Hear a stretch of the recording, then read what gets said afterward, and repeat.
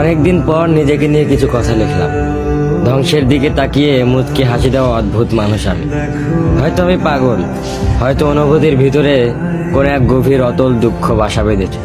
তবুও নিজেকে জোর করে হাসাতে শিখে গেছি।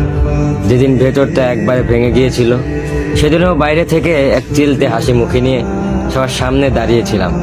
কষ্টগুলোকে আমি বন্ধু বানিয়েছি, একাকিত্বকে আপন করে নিয়েছি। মানুষ ভাবে আমি হয়তো সুখী, শক্ত, নির্লিপ্ত, কিন্তু তারা জানে না প্রতি রাত আমার এক একটা লড়াই। নিজেকে নিজেই বুঝিয়ে রাখি তুই ভালো আছিস, অথচ আমি জানি আমি ভালো নেই। ভেঙে যাচ্ছি প্রতিদিন একটু একটু করে, আর এই ধ্বংস হওয়াটাকে যেন ভালোবেসে ফেলেছি। আমি সেই মানুষ যে হার মানার আগে হাসে, কারণ জানি কান্না দেখিয়ে লাভ নেই। পৃথিবী শুধু শক্তদের মনে রাখে, দুর্বলদের নয়। তাই আমি অদ্ভুত, আমি অনুভূতির আগুনে পুড়ে যাওয়া নীরব যোদ্ধা।